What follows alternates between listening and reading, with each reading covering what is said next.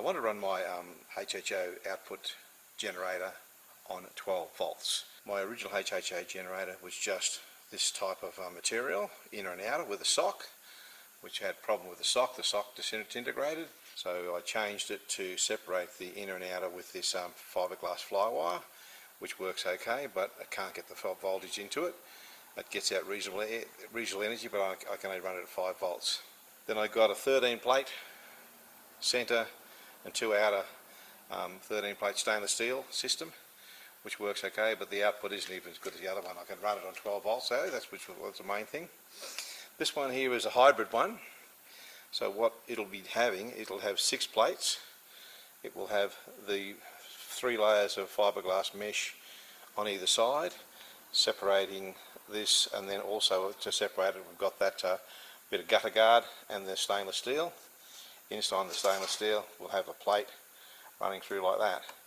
Now hopefully that will make it so that it'll be able to run at 12 volts, and if it can, well, that's what I'm trying to get, and hopefully you have pretty good output because it's got a very big surface area on the outside.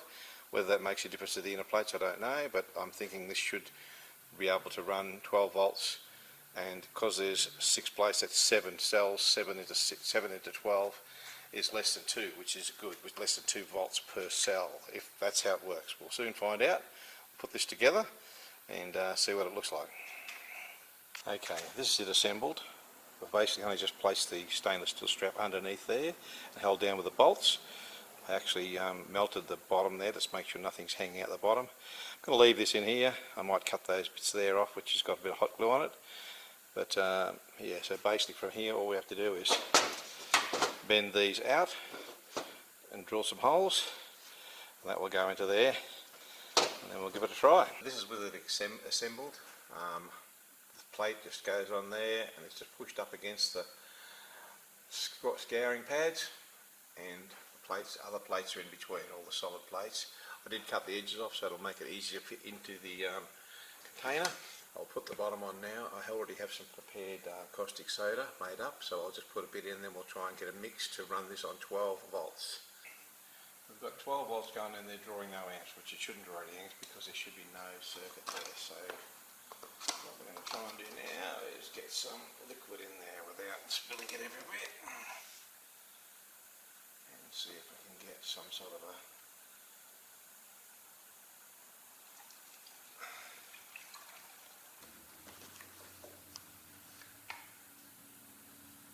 4 amps. That's very interesting, because that before would have been drawing at 5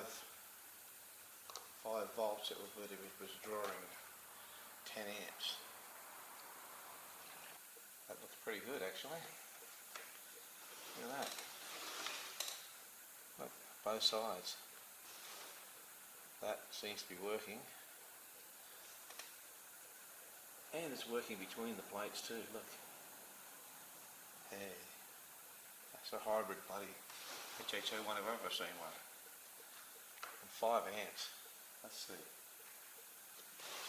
Okay, we're getting very good output from that at the moment. And it's only drawing 5 amps, there's no heat. So I'm certainly going to be able to put more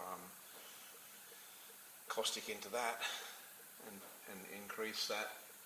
If I can get 12, that will give me a pretty good thing, but it's looking pretty good. That's lots of gas, and lots of gas in between the plates as well.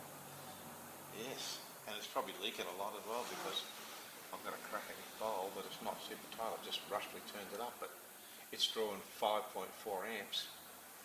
I'm going to put another teaspoon in.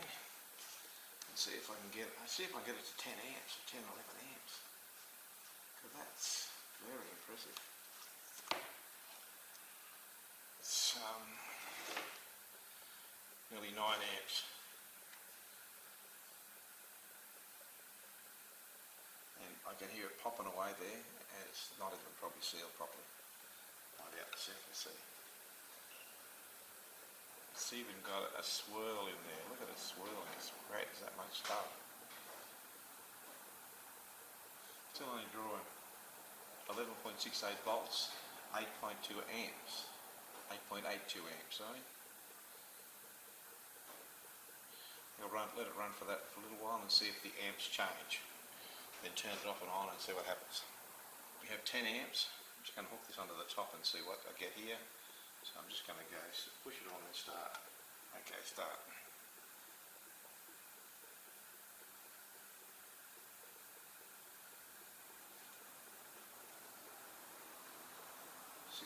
Let's go for 60 mils and see how much time it takes.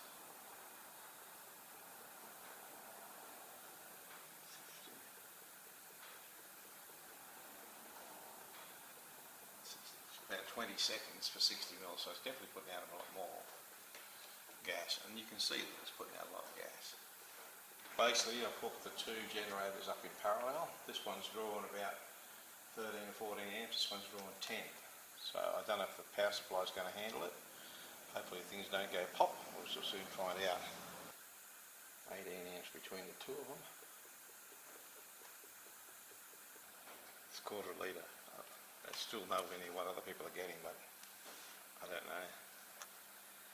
Seems to be fine to me. I don't want to be boiling water. And that's an interesting phenomenon. It's got 1 volt out, so there's 1 volt there somewhere, so this must be something like a battery somehow. 0.19 amps and 1 volt.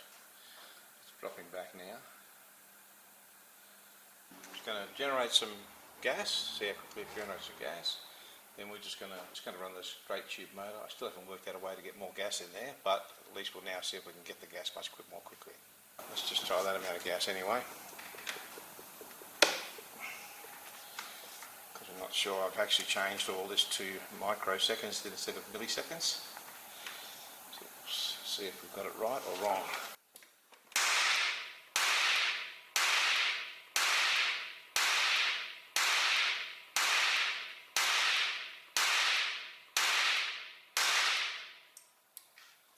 Beautiful.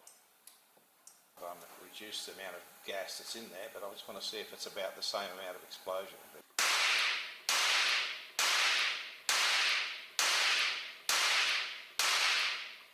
Okay, the flame looked a bit small.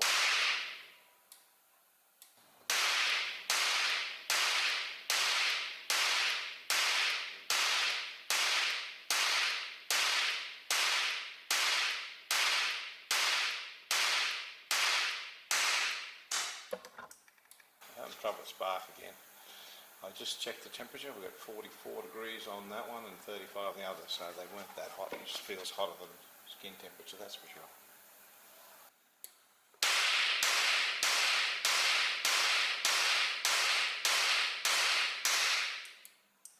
Very cool. Spark has been the problem.